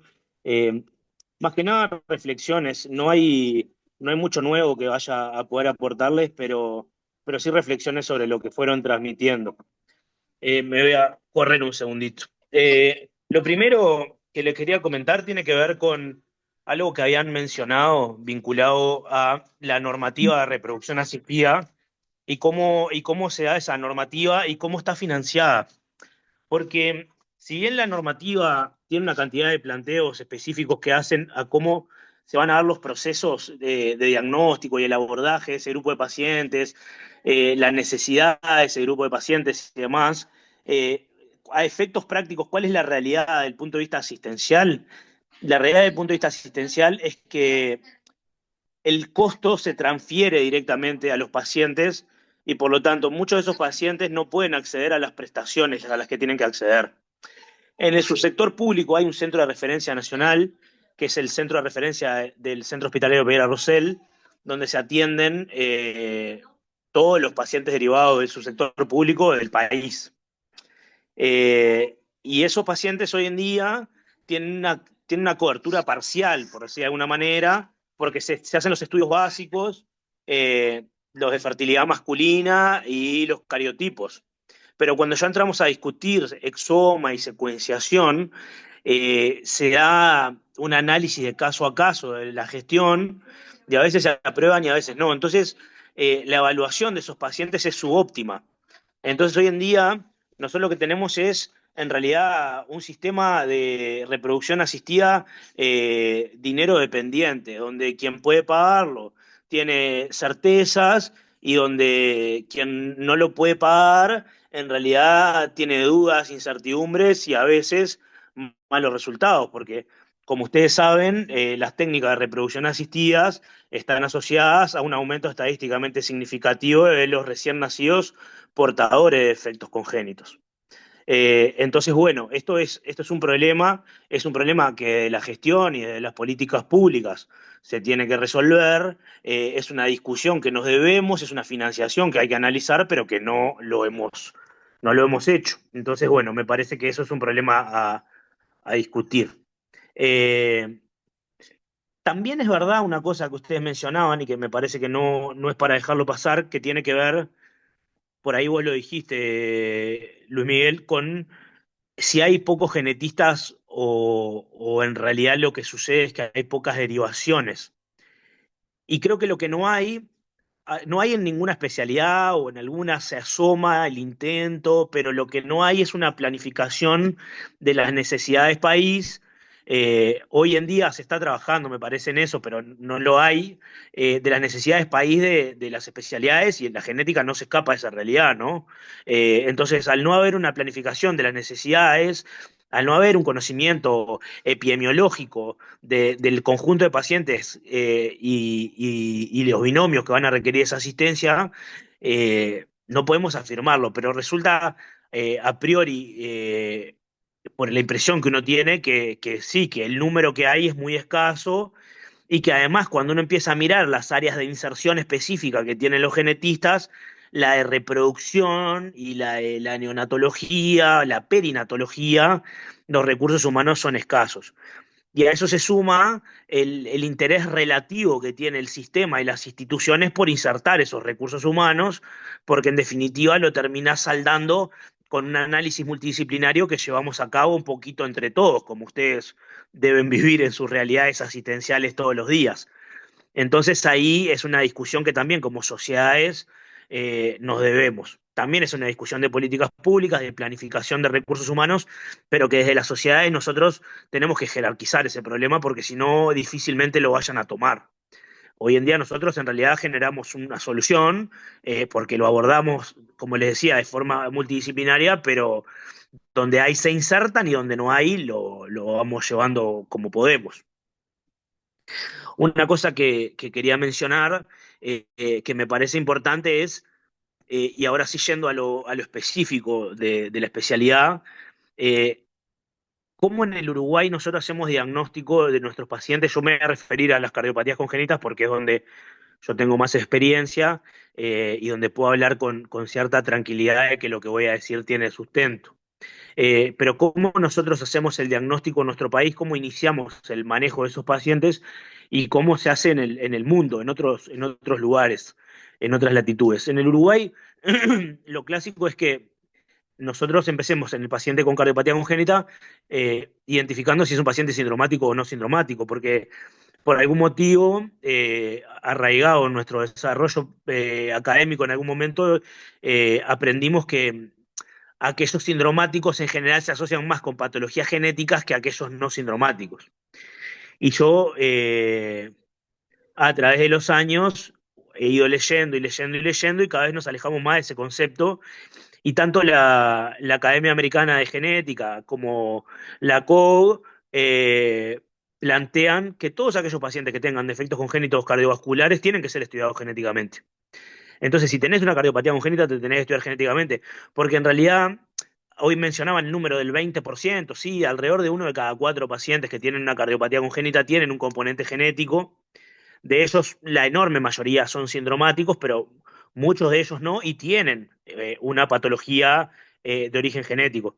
Y acá voy a aprovechar a decir una cosa que no me parece menor, que no es el objetivo de esta charla, pero que está bueno tenerlo en cuenta, que los pacientes sindromáticos no siempre son genéticos, porque uno se puede encontrar con un paciente con una alteración global del desarrollo, con una cardiopatía, y que sea una enfermedad mediada por un virus o por una bacteria. Entonces hay que pensar en que los síndromes también pueden tener otras causas. Que estoy diciendo una obviedad, pero me resultaba importante mencionarlo de todas maneras, porque tenemos que ponernos en el algoritmo de pensamiento. Entonces, ¿cómo vamos a empezar nosotros nuestro estudio, nuestro abordaje de estos pacientes en el extrauterino particularmente? Y bueno, en el Uruguay lo empezamos con un cariotipo, y entonces ahí tenemos un mes de espera para ver qué es lo que sucede. Muchas veces el diagnóstico de las cromosomopatías eh, son clínicos, ¿no? El síndrome de Down por frecuencia es la que más vemos, pero el síndrome de Patot o el de Edwards son diagnósticos clínicos que después se confirman por citogenética, pero en definitiva son clínicos. Eh, entonces, si son clínicos y los confirmamos por citogenética, igualmente perdemos un mes en ponerle el sellito. Y después, si eso nos da negativo, vamos avanzando en otras técnicas de diagnóstico, que en el Uruguay, en general, tenemos el FISH para las microlesiones, que por frecuencia se presentan en las cardiopatías congénitas, y ahí entramos en el síndrome de Williams, con las estenosis supravalvulares aórticas, que son un clásico, con el síndrome de George, de ahí tenés la hibridación in situ para ver eso. Y después tenés las secuenciaciones, el exoma en particular, con los paneles específicos que te van a permitir hacer diagnóstico de algún conjunto de patologías. Pensando en las cardiopatías, me inclino por el síndrome de Noonan y todas las rasopatías que rodean lo similar del síndrome de Noonan, ¿verdad? Eh, pero, ¿qué sucede en el mundo? Y en el mundo tienen un abordaje un poco diferente, porque hoy en día el primer paso es el microarray. Es el array CGH o el SNP array, que en general es el CGH array, que nos permite encontrar alteraciones en el balance con un genoma de referencia, si hay desbalances en alguna área específica de todo el genoma, y ahí es como si fuera un cariotipo, pero con mayor grado de avance. Eh, entonces, el inicio del algoritmo está ahí y ya no en el cariotipo. Y ahí hay una discusión sobre si ha perdido el cariotipo y el FISH la relevancia que tienen, la que no la vamos a saldar acá, pero simplemente valía la pena recalcar que en Estados Unidos o en Europa los algoritmos de diagnósticos hoy empiezan por los microarray y no empiezan por el cariotipo como empezamos en el Uruguay, y es una discusión que tenemos que dar. ¿Y cuál es la gran carencia que tiene esto, o una de las grandes carencias? Y es una discusión que también tenemos que dar y que hoy en día, por lo menos en el Pereira Rosell, le estamos dando y queremos incorporar como tecnología, es que las alteraciones, las mutaciones y particularmente las deleciones, microdeleciones o adiciones eh, que son balanceadas, es decir, que no hay pérdida neta de material genético o ganancia neta de material genético porque el peso molecular es el mismo, se pierden porque pesa lo mismo, entonces no se nota en esa técnica diagnóstica.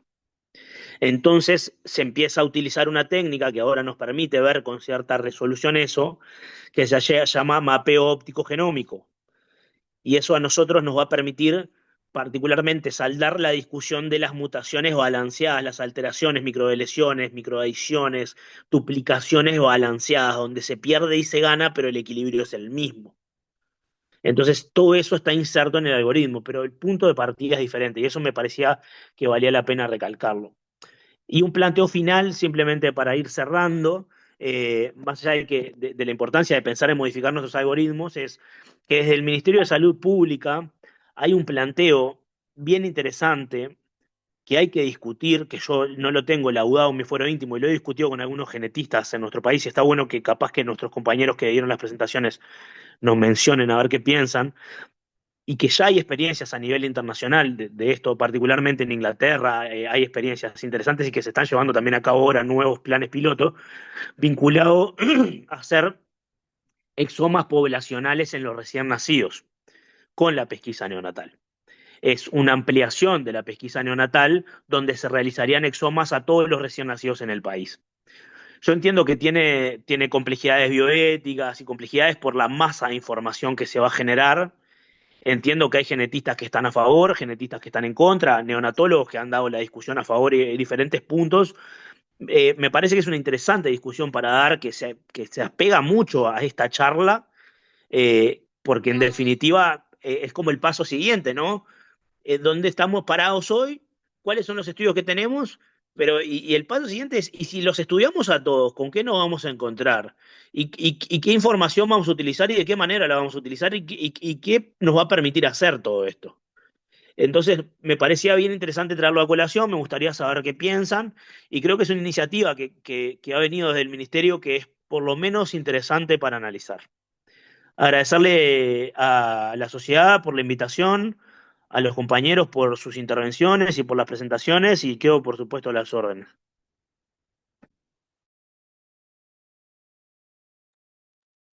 Muchas Andrés gracias. o Victoria, si le quieren contestar algo.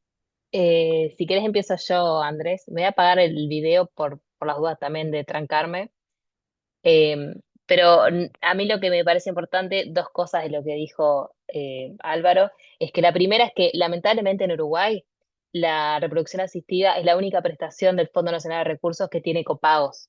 El resto de las prestaciones son sin costos, o sea, los pacientes no abonan nada, pero lo que es reproducción asistida sí es a través de copagos. Sabemos que si el núcleo familiar, la pareja hombre-mujer, dos mujeres o la mujer sola, tiene un sueldo nominal promedio, creo que debe estar rondando los 68.000 pesos, es un copago cero. O sea, no pagan nada ni de la FIB, ni del PGT, ni de cualquier tratamiento de reproducción asistida, pero sí se tienen que pagar todo el resto de los estudios, sea desde las valoraciones hormonales, las ecografías y obviamente todo lo que son las pruebas genéticas que no están incluidas en el PIAS. Entonces, fibrosis quística, equifrágil, son estudios que sí o sí siempre se paga al paciente. Y bueno, ni hablar obviamente de todo el resto, ¿no? Paneles de portadores, exomas, eh, ahí es otro tema. Pero hay mucha movida de diferentes grupos, tanto de pacientes como médicos y de sociedades médicas, de intentar que se cambie esto y que se pueda incluir dentro de las prestaciones del fondo que no tienen copagos, porque lamentablemente, como fue mencionado en la charla, hay, no, no es equitativo, no, me parece que en un país que tenemos tan bajos nacimientos, tendremos que estar promoviendo más la fertilidad y los embarazos y no tener que estos pacientes, estas parejas tengan que pagar unos copagos que son excesivos porque son técnicas caras. No lo vamos a cambiar nosotros, ¿no? En este Zoom, pero siempre está bueno porque me parece que si las sociedades, las distintas sociedades médicas también se pronuncian, que a fin de cuentas tendría que haber un peso en el ministerio y en el fondo para que esto se modifique en algún momento, ¿no? Esta discusión hace más de 11 años desde que la ley de reproducción se puso en efecto en el 2015, que es la misma discusión de siempre, copagos sí, copagos no. Eso por un punto de toda la parte económica. Después sobre el tema de los exomas al nacer, como tienen países como Inglaterra, lo mismo. A ver, es un dilema ético, personas que sí, personas que no. Yo, en mi parecer, en mi punto de vista, estoy a favor de la idea.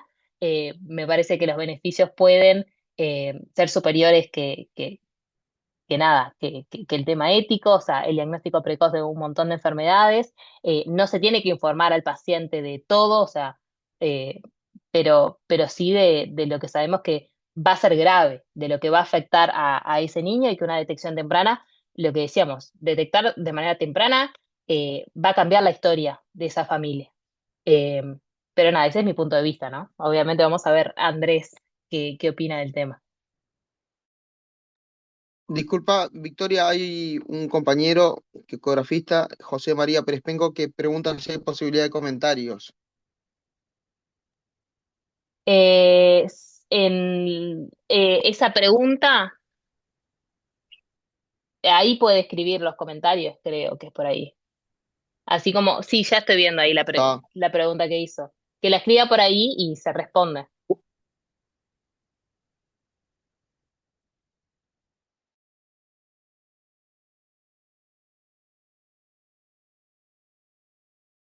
Por mientras, Andrés, si querés ir respondiendo tu visión de lo que preguntó Álvaro. Sí, con Álvaro esto lo hablamos varias veces, el proyecto Uruginoms, ¿no? Muy parecido al Minjinoms que se hizo.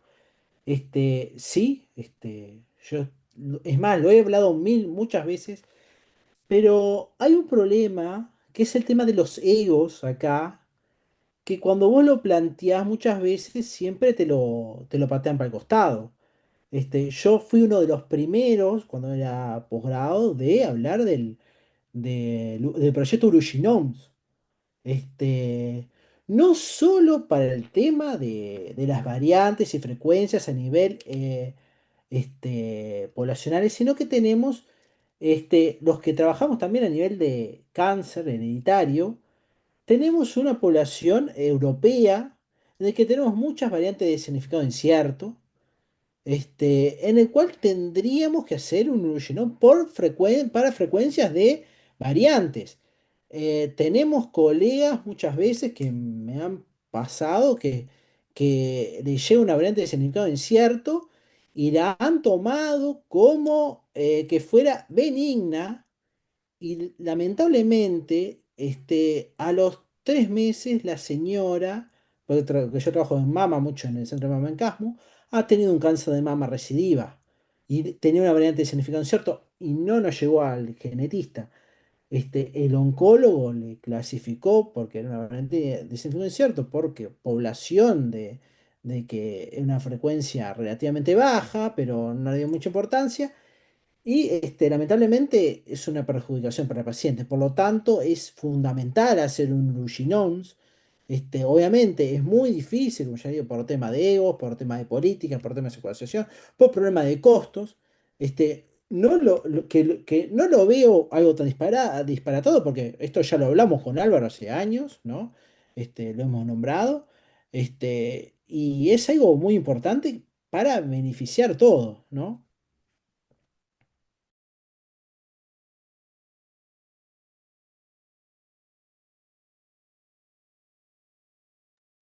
Bien, perfecto. Capaz que Bueno, le permitimos hablar a José. vos podés ahí desde el Zoom, Creo que sí. pero tenés que ponerlo como coanfitrión, ¿no?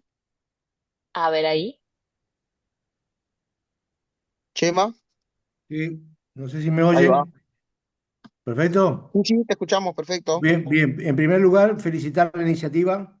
Voy a ser muy breve. Felicitar la iniciativa. Excelente las presentaciones.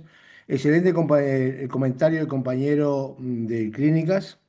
Y bueno, por supuesto, lo de Marcelo y tuyo, Luis Miguel, espectacular. Dos cosas que quería decir. Una, no se contradice, o sea, el gol estándar internacional es screening del primer trimestre, como lo conocemos aquí, más el ADN fetal en sangre materna.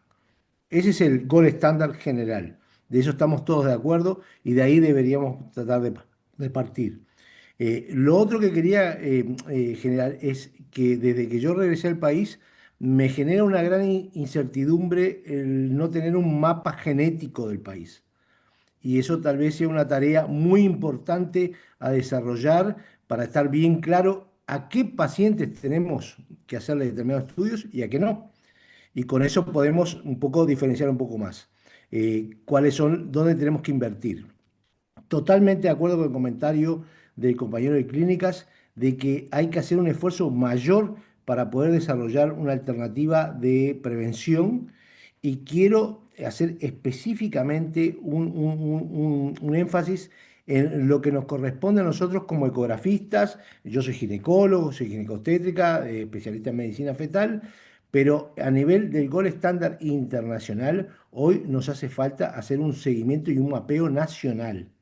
Y eso yo creo que en distintos servicios deberíamos presionar, tanto por la sociedad, del lado académico, desde el punto de vista ginecostétrico y ecográfico y de medicina fetal, como el mundo de la genética, deberíamos presionar a nivel nacional para que las autoridades organicen o exijan a los prestadores de servicio un servicio en el cual la medicina fetal y la genética trabajen juntos. Ese es el ABC que falta en este país, en un país tan pequeño, con una tasa de natalidad tan baja, que deberíamos manejar de taquito, todo este tipo de complicaciones. Obviamente, ese comentario que me hacía falta decirles, porque felicito la iniciativa, Luismi, porque realmente es muy bueno que la inmensa mayoría de los especialistas se enteren de que el manejo no es por allá el ecografista y por aquí el ginecobstetric y por allá el genetista. Es un trabajo colectivo que debemos profundizar y que está atrasado en este país, lamentablemente. Bueno, muchísimas gracias, quería ser muy breve y felicitaciones por el evento.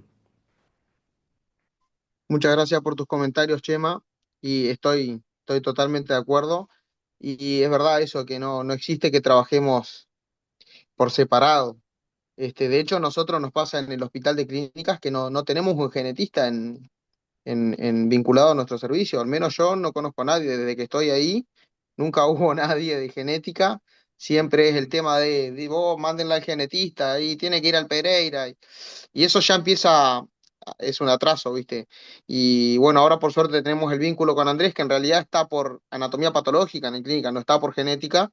Y bueno, está, igual lo vamos a molestar cuando lo precisemos, pero es una realidad esa.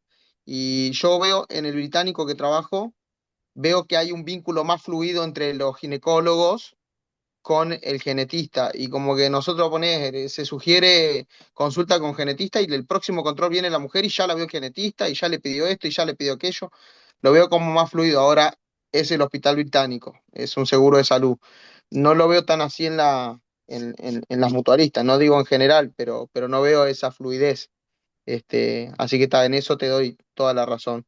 Debería ser distinto. Bueno, si nadie más tiene comentarios, no sé si Andrés querías comentar algo más.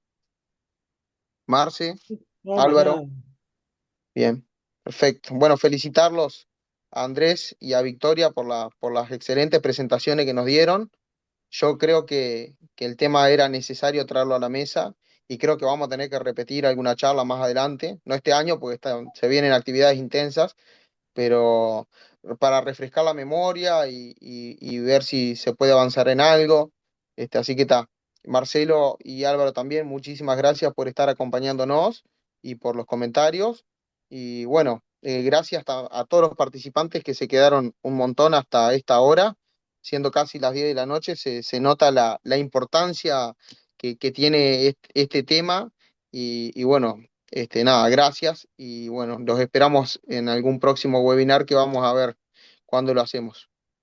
Un abrazo. Bien. Chao, Muchas Luismi. Chau, gracias. chau. Chao, Chau. muchas Chao, que pasen gracias. bien. Gracias Gracias a a todos. Gracias, todos. buenas noches. Chau, chau.